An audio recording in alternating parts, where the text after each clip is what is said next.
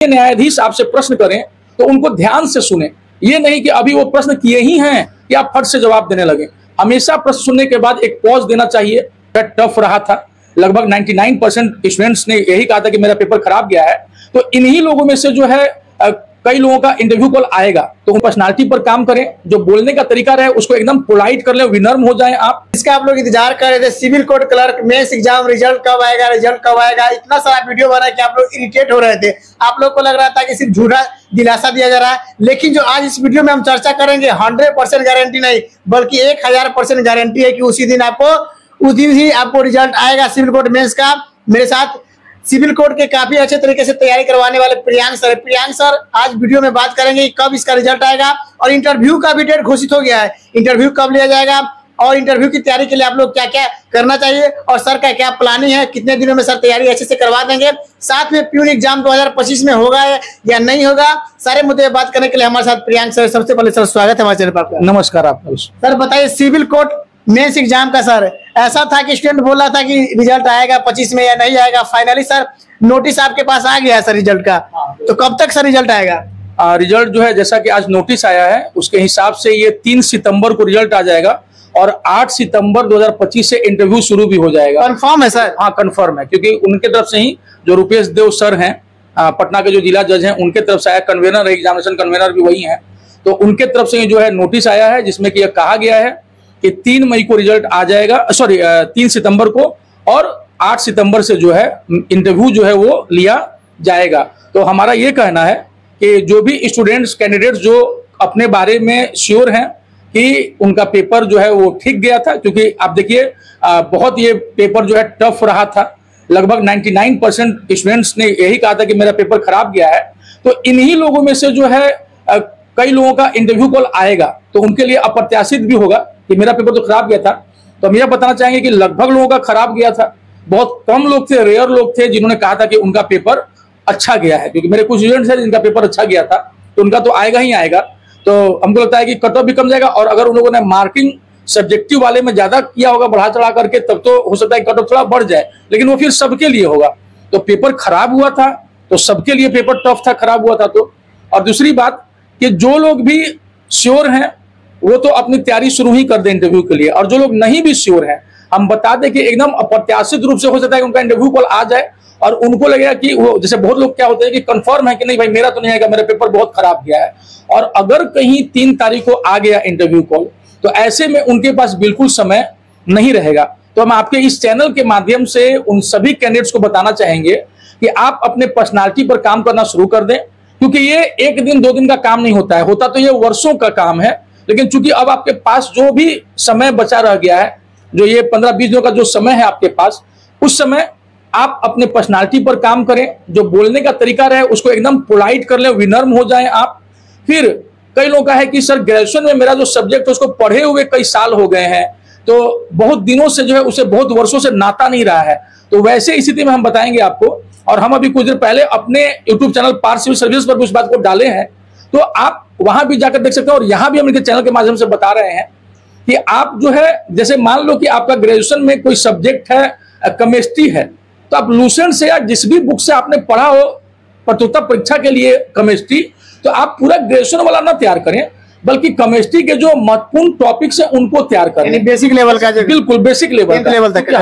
क्योंकि आपका जो है ज्योग्राफी में केमिस्ट्री रहा था ना, हो सकता है कि जो जज साहब उनका नहीं रहा हो, तो उस हिसाब से वो केमिस्ट्री के, या आपका अगर सब्जेक्ट फिजिक्स रहा हो, इकोनॉमी रहा हो, तो उस हिसाब से वो बेसिक ही क्वेश्चन पूछेंगे। सपोज आपका फिजिक्स है तो आपसे पूछ देंगे कि न्यूटन का पहला नियम बता दीजिए कि क्या है।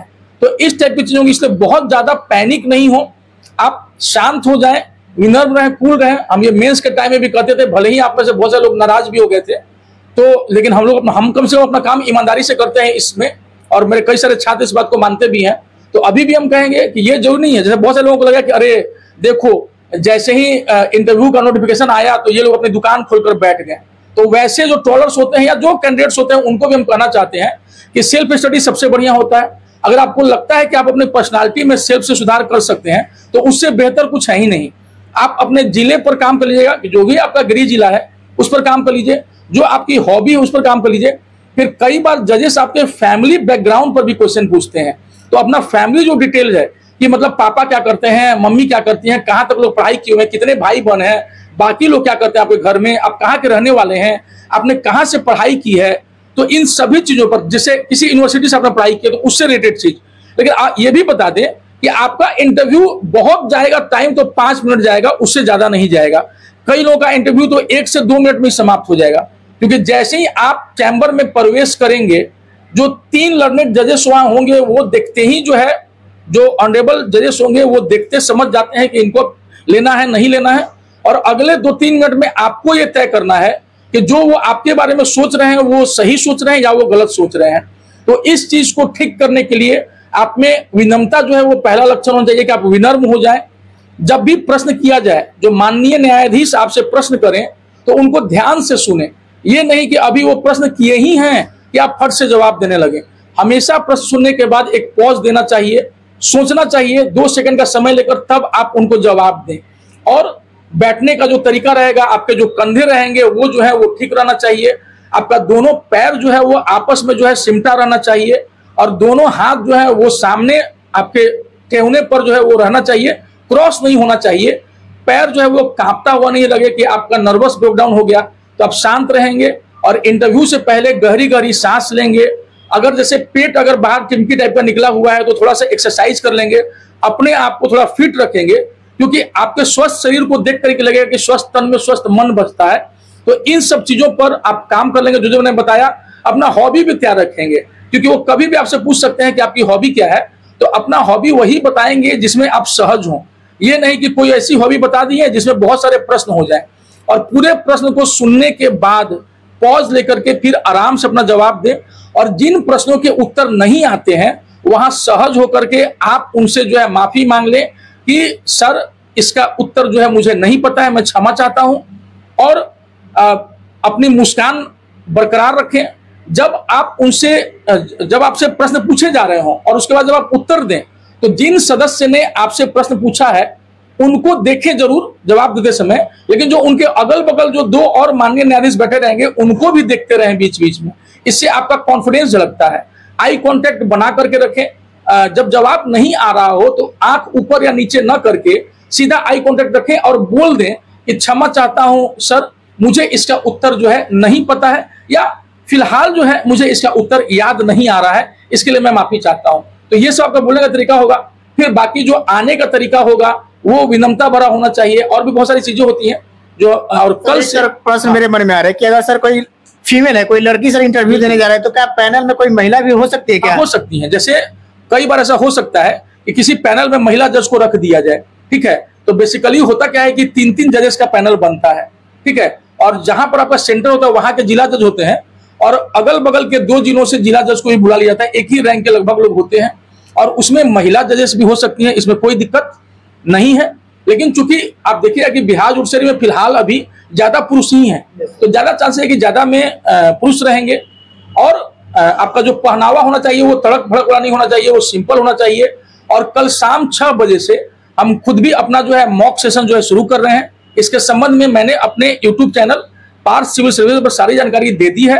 तो जो लोग भी जो कॉन्फिडेंट हैं वो आकर के यहाँ एनरोलमेंट करा करके आप जो है इंटरव्यू की तैयारी कर सकते हैं। और जो जो चीजें मैंने अभी बताई हैं आप उस पर भी, अगर आपको लगता है कि नहीं आप सेल्फ अच्छे से कर सकते हैं, तो आप उन तमाम चीजों पर बदलाव ला करके, चेंजेस ला करके आप अच्छे से इंटरव्यू की तैयारी कर सकते हैं। जरूरी नहीं कि उसके लिए कोचिंग ली ही जाए, आप खुद से भी सेल्फ भी अगर आपको लगता है तो आप कुछ लोगों का ग्रुप बना करके भी आप अच्छे से इंटरव्यू की तैयारी कर सकते हैं।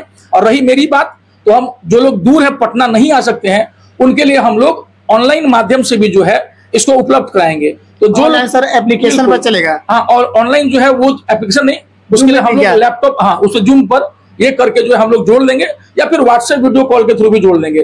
तो इसके लिए हम बता दें कि पार्थ सिविल सर्विसेज जो है मेरे टेलीग्राम का भी नाम है, और मेरे यूट्यूब चैनल का नाम भी जो है वो पार्थ सिविल सर्विसेज है, PARTH, पार्थ, जो भगवान श्री कृष्ण अर्जुन के लिए उपयोग में लाते थे। तो PARTH Parth civil, CIVIL civil, और सर्विसेज SERVICAS, इसी नाम से टेलीग्राम भी है और इसी नाम से यूट्यूब चैनल भी है। और आप जाएंगे तो वहां पर आपको जो है हम लोग का मोबाइल नंबर भी जो है वो भी उपलब्ध हो जाएगा।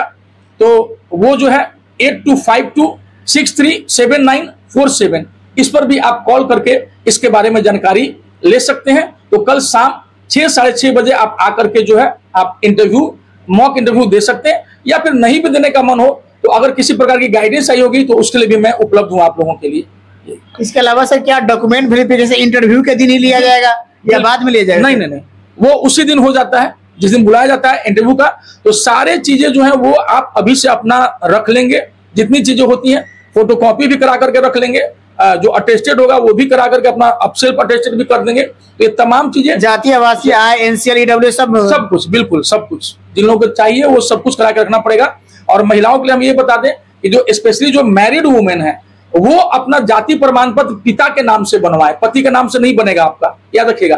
तो जो जाति प्रमाण पत्र है वो विवाहित महिलाओं के लिए अपने पिता के पता से बनेगा, और जो बाकी जो आय प्रमाण पत्र है आपका जो इनकम जो होता है क्रीमी लेयर में है नहीं है, या फिर आपको जो है ईडब्ल्यूएस का फायदा लेना है, तो इसके लिए आपको पति का जो पता है वो काम आएगा और पति के इनकम से आपको पता चलेगा। या फिर अगर आप खुद कमाते हैं तो शादीशुदा के मामले में, और अगर आप शादीशुदा नहीं है तो फिर तो सब कुछ आपके पिता के नाम से ही होगा।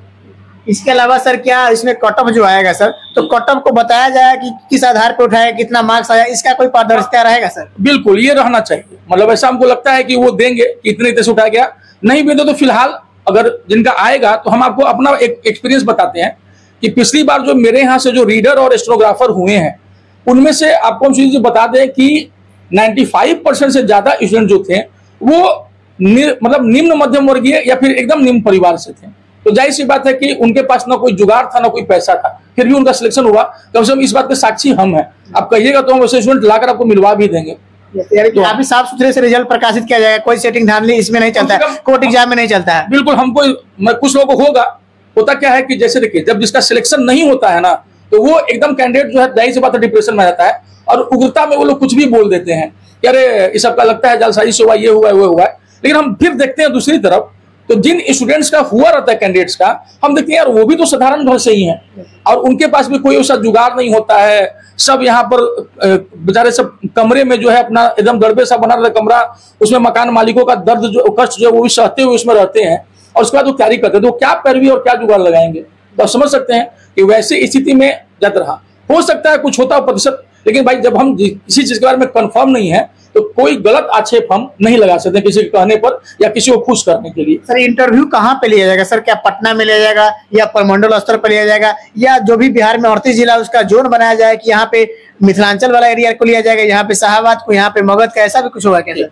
देखिए जैसे पिछली बार स्टेनोग्राफर का हुआ था तो 7 जिला में केंद्र बनाए गए थे, 38 में 7 जिला में, लेकिन उसमें चूंकि कैंडिडेट्स की संख्या भी कम थी तो उस हिसाब से उन्होंने बना करके करा दिए थे। इस बार जो है कैंडिडेट्स की संख्या ज्यादा रहेगी, तो मेरा जो लगता है कि इस बार सेंटर जो है वो ज्यादा रहेंगे। और फिर आप ये भी देखिए कि नॉर्थ बिहार में भी बाढ़ की स्थिति थी, ठीक है, तो उसको देखते हुए हमको लगता है कि ज्यादा सेंटर जो है हो सकता है कि दक्षिण बिहार के इलाके में दे, या तब तक अगर बाढ़ का पानी एकदम कम हो जाए और आवागमन के साधन जो है वो तब तक सहज हो जाए, सुगम हो जाए, तो फिर हो सकता है कि दे दिया जाए। तो हमको लगता है कि पिछली बार जब 7 सेंटर था तो हमको लगता है कि इस बार सेंटर की संख्या ज्यादा होगी ताकि कम समय में जल्दी से इंटरव्यू लिया जा सके, और वो 2-3 मिनट का इंटरव्यू होता है।